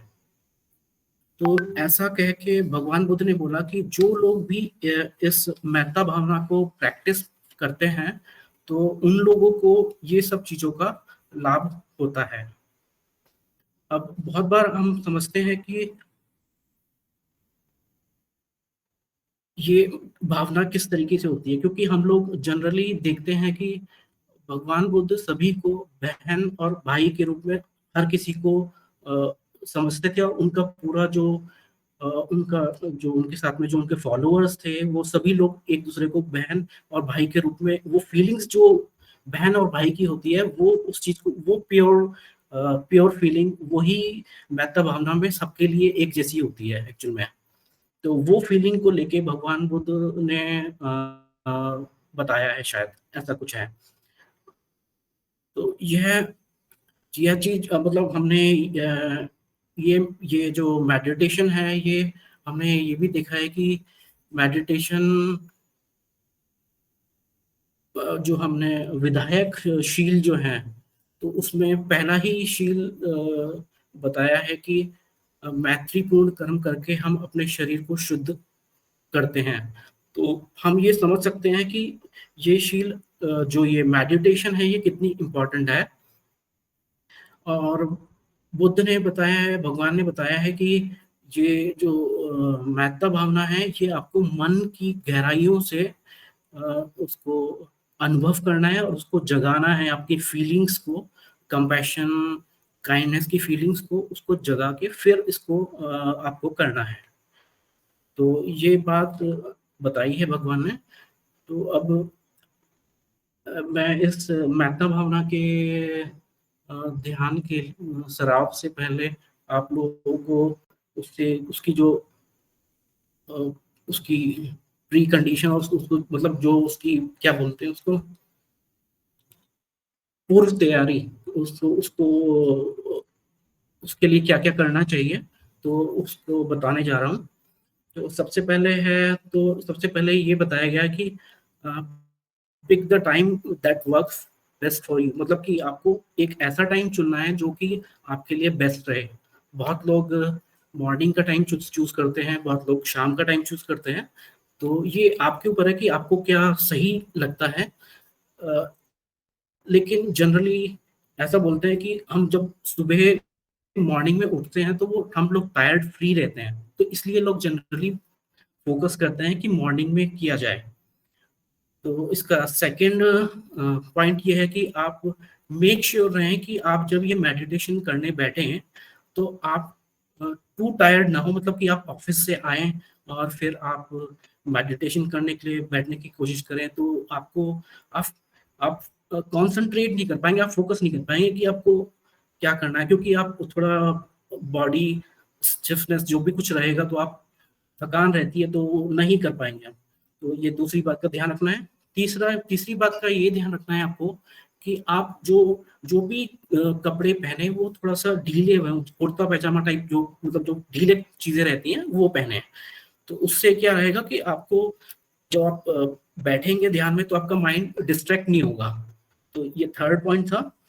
और आप फोर्थ पॉइंट ये है यहाँ पे कि आप जब भी ध्यान करने के लिए बैठे तो आप एक ऐसी प्लेस चूज करें जहाँ पे जो नॉइसी ना हो, मतलब ज्यादा जहाँ पे लाउडी कहीं पे टीवी की नॉइस या फिर कहीं बाहर से नॉइस ना आ रही हो ज्यादा, तो ऐसी और सडन कोई इंटरप्ट ना कर सके आपको। तो इसलिए थोड़ा सा कोने में अगर कोशिश करें तो ऐसी जगह बैठे और टेम्परेचर वाइज भी आपको कंफर्टेबल रहे। तो ऐसा भी बोला जाता है कि तिब्बतियंस जो मॉन्क होते हैं तो वो लोग सबसे पहले जब भी ध्यान करने बैठते हैं चाहे उनका रूम साफ हो वो फिर भी उसको साफ करते हैं और फिर बैठते हैं ध्यान करने के लिए, ऐसा बताया जाता है। और फिफ्थ पॉइंट इस यहाँ पे ये है कि मेक श्योर रहे कि आपको कोई इंटरप्ट ना करे। आप अपना मोबाइल फोन लेकिन मोबाइल फोन से भी बहुत बार लोग उसका टाइमर लगा के मेडिटेशन करते हैं, तो लेकिन मतलब मेरा कहने का मतलब है कि इंटरप्शन ना हो जाए आपकी इसके लिए। और आप अपने फैमिली वालों को बोल दे कि मैं मेडिटेशन के लिए जा रहा हूँ, तो आप इन बिटवीन आप हमको थोड़ा सा डिस्टर्ब नहीं करेंगे 15 मिनट्स या 20 मिनट्स के लिए, तो अच्छा रहेगा। और सिक्स्थ पॉइंट यहाँ पे ये है कि आपकी पोजीशन जो होगी वो कंफर्टेबल होनी चाहिए। अब ये आपके ऊपर है कि आप क्लासिकल मेडिटेशन पोज में रहेंगे, जो क्रॉस लेग्ड होता है, आप उसको उसमें रहें, या फिर आप चेयर पे बैठ के करना चाहते हैं, हैंड आपके लैप पे रहेंगे, ये चीजें हैं। और अ, एक चीज का आप ध्यान रखें कि आप जब भी मेडिटेशन करने के लिए बैठ रहे हैं, या फिर आप चेयर पे बैठ रहे हैं, या फिर आप पालथी मार के क्रॉस लेग बैठ रहे हैं, तो आपका जो बैकबोन रहेगा, बैकबोन और आपका जो नेक रहेगा, दे शुड बी अलाइन, मतलब कि वो एक स्ट्रेट लाइन में रहना चाहिए, जिससे कि आपकी जो आप ब्रीदिंग करते हैं, तो ब्रीद इन ब्रीद आउट, तो वो डीपली आपके लंग्स तक जाए। क्योंकि हमारा जो लंग्स होते हैं, नॉर्मली हम जो सांस लेते हैं, तो वो लंग्स पूरे काम नहीं करते हैं, वो अराउंड 25% काम करता है। तो अगर आप डीप मेडिटेशन लेते हैं, पूरी सांस भरते हैं, तो वो मैक्सिमम 70% से ज्यादा काम करने लगता है। तो आप ये कोशिश करें, और वो हमारा पेट भी फूलता है, नाभि तक सांस जाती है, ऐसा बोला जाता है। और 7 पॉइंट में इसमें ये है कि आप अपनी बॉडी को रिलैक्स कर लें। और आप, हाँ, एक और पॉइंट इसमें ये है कि आप जब मेडिटेशन करने के लिए बैठ रहे हैं, आपका जो आपका सिर है, आपका जो, तो आपका हेड, तो उसको स्लाइटली आप फॉरवर्ड रखें, हल्का सा झुका लें, जिससे कि आपकी जो ब्रीदिंग है वो एकदम सही डायरेक्शन में अंदर जाएगी, और उससे आपको मतलब अच्छा फील, आप देख करके देखेंगे तो आपको समझ में आएगा वो चीज़। और दूसरा ये है कि आपके जो टीथ हैं, आप स्लाइटली ओपन रखें, आप उनको एक साथ बंद नहीं करेंगे, आप हल्का सा उसको ओपन रखेंगे, आपका माउथ बंद रहेगा, और आपकी जो टंग है वो आपकी रूफ पे रेस्ट करेगी।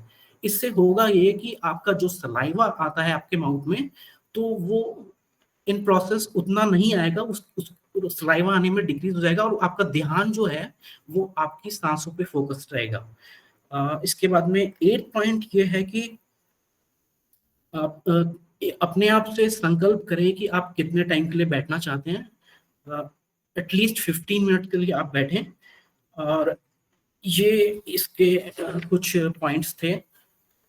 अब मैं आपसे, मेडिटेशन शुरू करने से पहले मैं आपको, अगर आप लोग करना चाहते हैं तो फिर सर में सब लोग करना चाहते हैं क्या? सर मैं ये पूछना चाह रहा हूँ कि करवाना है क्या सबको?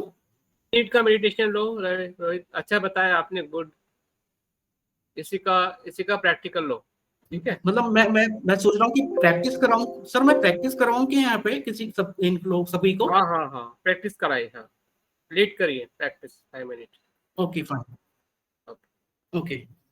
तो सबसे पहले तो हम लोग, जैसा मैंने आपको आपको बताया है कि किस